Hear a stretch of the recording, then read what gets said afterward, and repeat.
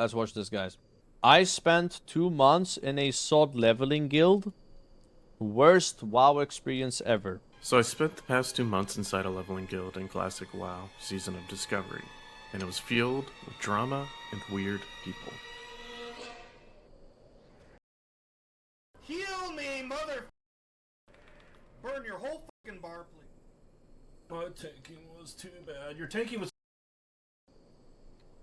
If you want to grief about loot, get the fuck out of my goddamn guild right now. Leave the group. So it's NA. Well, I don't know what I expected. I only got into SoD Phase 3 because Sunken Temple has always been a bit of a favorite when it comes to dungeons because of the complexity and the size of it. Now this leveling guild has been an interesting experience, and I'm gonna go over the personalities that stuck out, the Discord, the awful raiding experiences, and the aftermath. And yes, that's right, the aftermath. I only spent 2 months in this guild and witnessed its death and explosion. Most leveling guilds have their ups and downs, helps and needs, and of course drama. Odds are you know the best way to get into these guilds is just by existing thanks to those add-ons that can scan for guildless people. They're usually not accompanied by any message or anything, just a straight guild invite. And even if you do get a message, it's some copy and paste generic thing. Honestly, a true plague against any player just trying to level and do their own thing. I'm someone who likes to take frequent breaks and go at my own pace, so I like to avoid a lot of group-based activities. It's also kind of absurd how often you'll get spammed, and the problem only increases the higher your level, or if your class is in high demand. Not to mention they'll even hit you at levels between 1 and 5. I chose to stay in this guild because it's always piqued my interest. What are these guilds about? Do they even have an end goal, or is the primary life of these guilds just a continuous loop of leveling? The theory of these guilds is to rely on scattershot invites to maintain a decent leveling experience and eventually lead to raiding. It's a simple concept, and of course before I go into specific details about this guild, your mileage will vary.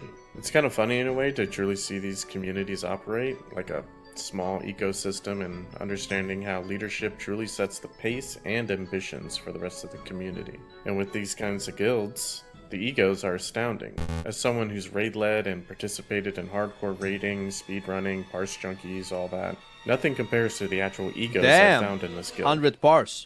Well, I'm gone. It's ranged attack power. Please read the item. To the Bob stole a gun! Son of a... And they came in a wild variety. What the hell? Cam's ego inflated with the more members that were in both guilds, but the most popular ego I noticed was casual elitism. Every day, and I mean every day, is faced with this idea, this straw man, of anyone who parses well is evil. They gatekeep you at every stop of the way in WoW raiding, which to an extent can be true. Right. But the odds are basic understanding of your class would remove any of these barriers. It's a weird feeling as someone who's been a part of a more parse-centric community for most of my WoW career. Everyone in the guild usually leaves the general public alone. We log in to raid and log out when it's over. If we ever did interact with someone, it might be through dungeons, but the extent of that is just saying in voice comms, this guy sucks. Relatable for anyone at any skill level, honestly, but I digress. Everything was pretty weird. Didn't help that if I had to guess the average age of most players were around like 40, with some teetering on the ages of 80. But regardless of age, it was gossip central. Well, I don't know what I expected. My nightmare of being back in high school, but unfortunately I was wide awake. What changed this guild completely was when they finally got enough people to raid Sunken Temple. This is where I became extremely knowledgeable in the way the guild functions. And what first drove me crazy was this dogshit Discord.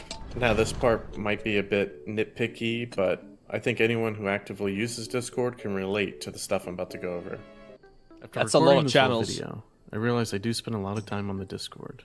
If you don't care about the Discord etiquette or stuff like that, you can skip to this time code. So this Discord, from top to bottom, we're going to learn about it. Try and ignore the fact that there's 2 announcement channels. The regular announcements channel is just for posting memes anyways, right? And the GM announcements is for letting us know when Discord itself is having issues. It's top priority stuff, and who doesn't love and add everyone within 20 minutes of each other. We stay updated in this guild. Raid signups, and this is probably my biggest gripe right here. These channels have changed names so many times and have only remained in the name they are now because all officers have basically quit XXX sweaty. What is that? at this point, including the GM. They used to be called Morning Tuesday, then changed to John Doe Morning Raid, then to a cool nickname Morning Raid, and some others, but it now seems like they've been solidified to what they are now.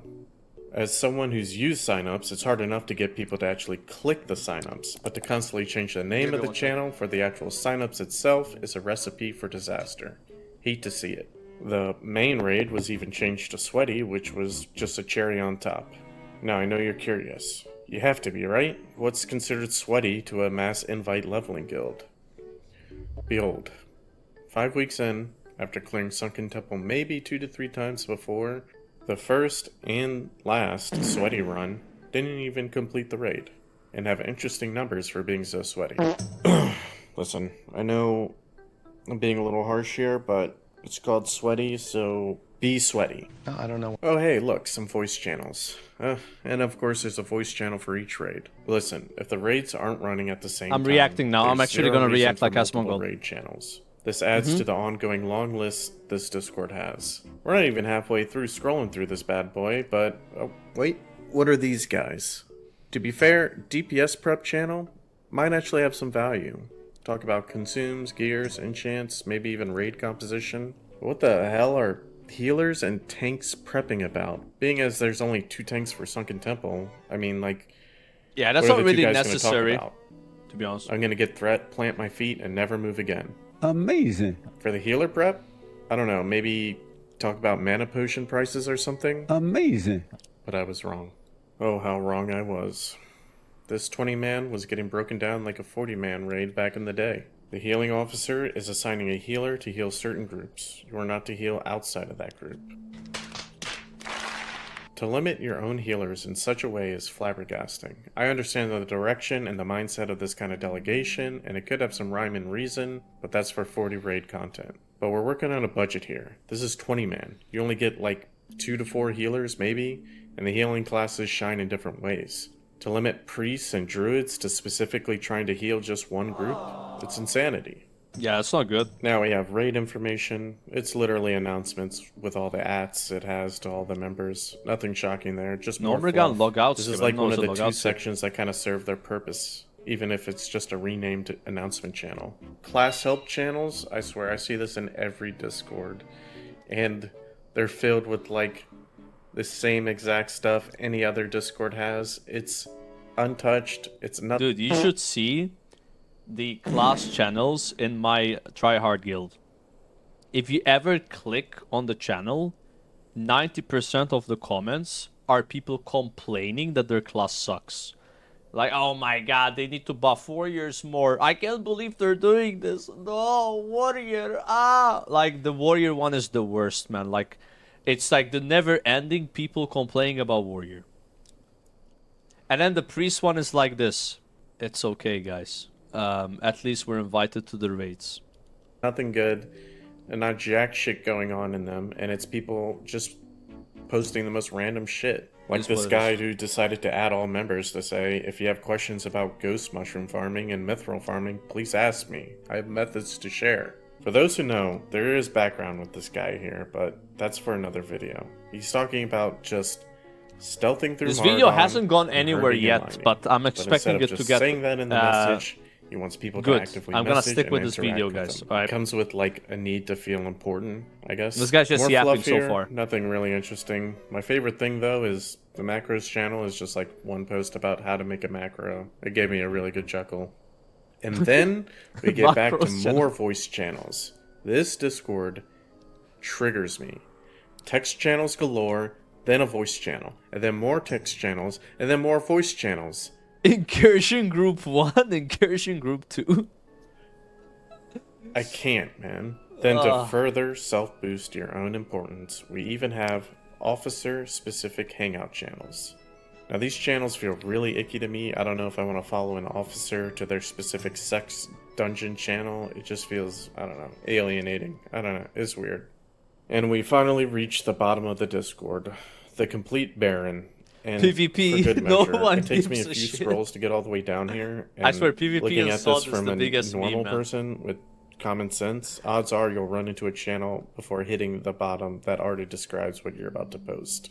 That is, of course, besides being PvP specific, which is a little ironic to have a PvP text channels and voice channels on a dedicated PvE server. I've never seen these channels used. They're all empty, maybe 1 or 2 posts every 2 months. I am very curious about this PvP sign up. Not sure what they're signing up for, as anything PvP worth doing in SoD right now is usually every few hours. Okay, and that's the Discord. I know this is a mass invite leveling guild and has a lot of members, 2 guilds. The Discord's just gotta be big, right? So many different Also, it's personalities 2,000 and people in this guild, interests. guys. That's pretty big. It should be booming. Wrong.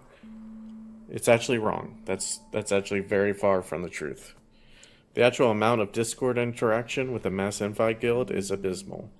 It might have more activity than maybe like a raid logging guild, but people just aren't interested in getting emotionally invested in a Discord or community where the entire concept is a revolving door. I actually disagree. I think raid logging guilds, I think their Discord would be more active because no one's online playing the game, so they just talk on Discord together. But if you're actually an active guild, people just talk in guild chat. It's easier to do it that way than going on Discord while you're playing the game and then talking to people in the guild. You're gonna talk in-game at that point. I can tell you this right now, like Dragon Slayers, no one's ever online. If I log in, there's no one online. But the Discord's pretty active. Because people just, that's where they hang out. They just hang out on Discord, right? And then my Cataclysm guild, when it was like popping off in the beginning really hard, the guild chat was moving all the time. People were talking guild chat all the time. On Discord, nobody's talking. Because they're online. They're in the game. You understand? Like, that's not weird at all. People I would expect this from a large leveling guild for the Discord to be quite dead, right? Unless it's events happening on Discord. And people out every day. So why do people stay here? I actually heard someone say, no one else will invite me. Listen, don't sell yourself short, kings and queens out there. There are plenty of guilds that will invite you. But alright, who cares about Discord stuff? No one cares. The raiding experience, my first raid with these guys was midway through their first attempt at Sunken Temple. The big man in charge, the GM, the raid leader, was probably the most frustrating part of the entire raid, and the main reason I never raided with them after that night. Now, I raided with my significant other, and we... 6-minute Jamal kill? Like, what? Like, what the hell? That's, like, really long. Let me tell you, that boss, 2 minutes it's dead normally, right? Maybe 3 if you have people die, but 6? Both had headaches after 3 hours of the Dream Sight Maybe duo this was and pre-nerf? Jamal. Of course, the GM leaves his mic on, voice activity, so we of course get to listen to all the conversations he has with the people in his place. And as well as all the word vomit that comes out of his mouth. He's truly a guy who has Give us examples, no filter please. and no real thought process, no plan, nothing. He is an enigma. From listening to him ask the entire raid why his nipples are hard or why his is hard constantly, to him randomly yelling at the family in his house. No regards for morale, this guy, as the raid leader in a very casual guild. I heard him call out and shit-talk people for their performances more than I have ever heard in any other guilds. And Sounds it was like done LMGD. with zero sarcasm and zero disregard for how it affected the raid. Most of the Discord was silent and just going with the flow. It felt like everyone was just hoping to not get singled out. We eventually do kill Dream Scythe, and during trash, like I said previously, he just talks about how great of a job we did and then switches to completely shitting on anyone who deemed as not pulling their weight. And this went on until we're finally 1 or 2 pulls away from fighting Mr. Jamal, until he chimes in to say, officers, one Is of you this the needs to guild look up what right this now? guy is Hawk about." Crankers. At this point, I'm just at a loss of words. This GM, the raid leader, clearly has done zero research. He believes raid leading is telling us when he's going to taunt and when he needs someone else to taunt. The amount of times I heard during each fight for DPS to pump harder or heals to use big heals is pretty wild. It is honestly something I hear a lot when it comes to raid leading, especially in pugs and stuff. I like to imagine this world of players. All the DPS and healers were previously just doing tiny bits of damage and heals. My rotation for DPS? I wasn't bothering to do it because I thought we'd go at a casual pace, like a stroll in the park. But the raid leader is telling me to pump harder. Oh, okay, I'll start doing my rotation now. And the healers? We need big heals. Please turn off the tiny heals button and hit the big heals button. Now, Big heals. I know, there is a place for this kind of call in raids. I hear you, but trust me when I say these terms weren't used correctly. I heard these commands from 100% to 0%. And this man who's brought 19 other individuals to come together and raid has done zero research. Yo, this guy buys gold, bro. Check this out. Darkmoon card, Sandstorm. 19 Winter Squid. 29 Dragon's Breath Chili. But then he only has 13 gold. Because he just spent all of it, right? He spent all that gold. Got top up, buddy. Got top up. Call Ernesto, okay? I They're don't know gonna what hook I you up. expected. The problem was, this isn't even the first week of Sunken Temple. This was, I think, week 2. The information was Matka, out there. appreciate the There were sub, man. plenty of Thanks. resources.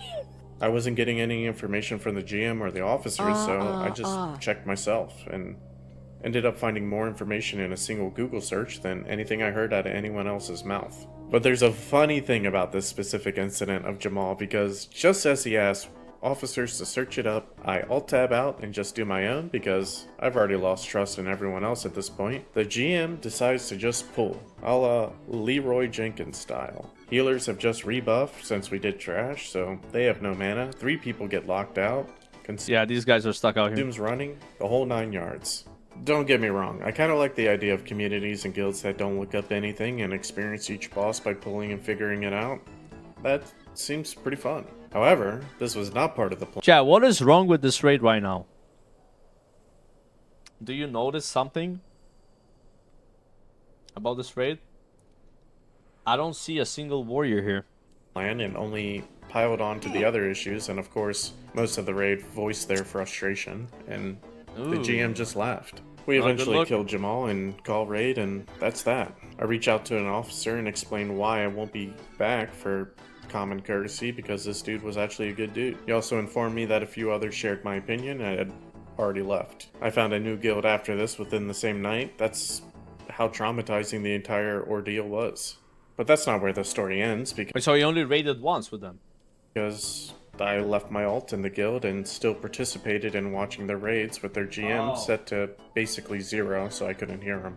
My curiosity got the best of me, what can I say? They did some raids, multiple per week, and certain officers put more effort into making a team and recruiting, while some officers were committed in only doing 7-minute Hakar kill. Oh my BFD god. and Noma runs, and a few officers just log in and level alts, and I've never seen them do anything. One officer is apparently just knowledgeable, is what I usually get when I ask why he's an officer. And all he does is just farms gold or something. That's why he's an officer.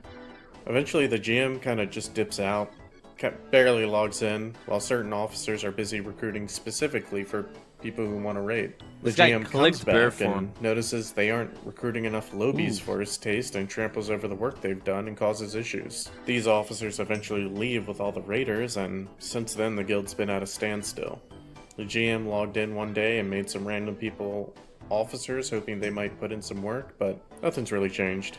The officers who did nothing keep asking each other what should we do because none of them are capable of standing up and making a decision, solidifying them as, in fact, useless.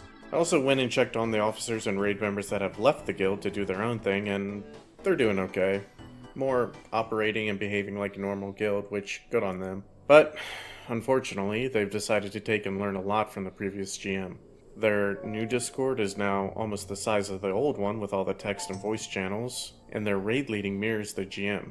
Very negative. Lots of putting down, shaming, and toxic behavior that you think is only exclusive to high-end guilds. But no, it's very much alive in the casual and lower-end guilds as well. Yeah. I don't know what I expected.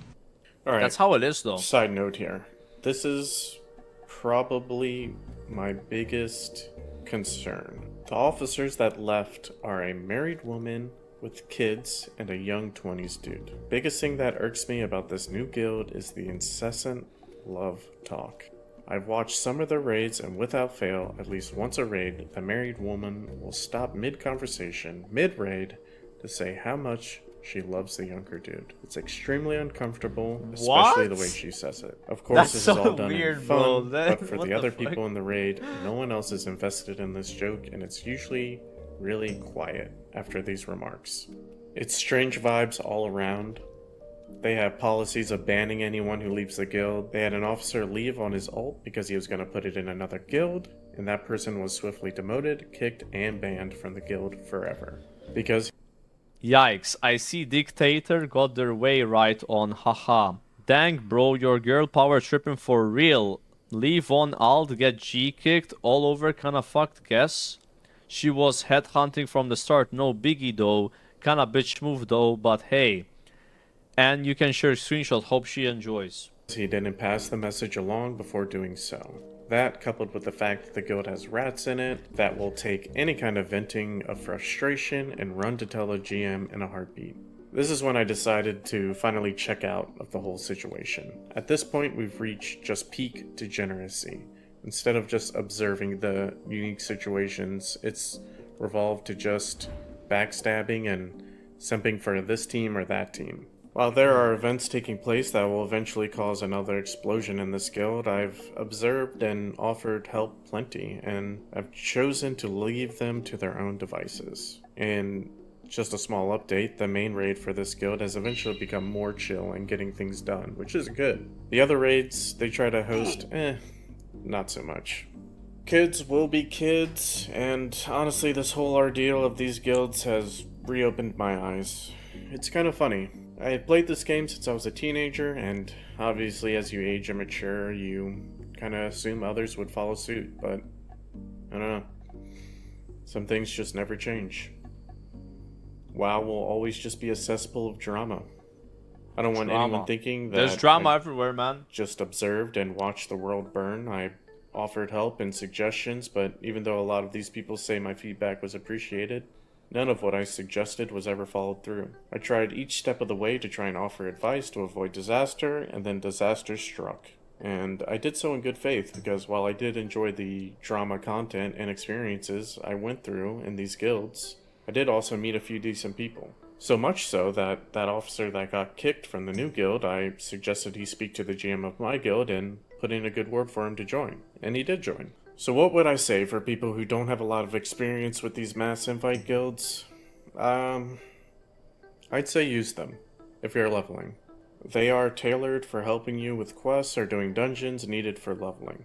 I would never suggest joining the Discord or getting emotionally involved. Use the guild for its intended purpose, then once reaching max level, drop guild and find a guild focused on raiding. That is, assuming that's why you got to max level in the first place. If you're going to deal with drama and bickering, at least make it so you deal with it in a guild that clears the content. WoW is what you make it. You surround yourself with the people you want to. It might take time to find your people, but you can find friends for life. I definitely have. But enough about me. Appreciate it if you stuck around. Like, subscribe, and comment, and as they say. Good video, good video. Yeah, but I don't know. I was expecting more drama, guys. I was expecting more drama. Yeah. That's kind of weird though. Like you have the raid leader flirting with one of the officers mid-raid. How about that, bro? Like that's kind of making you uncomfortable, no? That's happening all the time. Like what the hell? Like, that was weird. That was like the weird thing about that video. I mean, like, everything else, like, I mean, that happens, man. You know, you have big Discord. People are not that active because they're busy in game.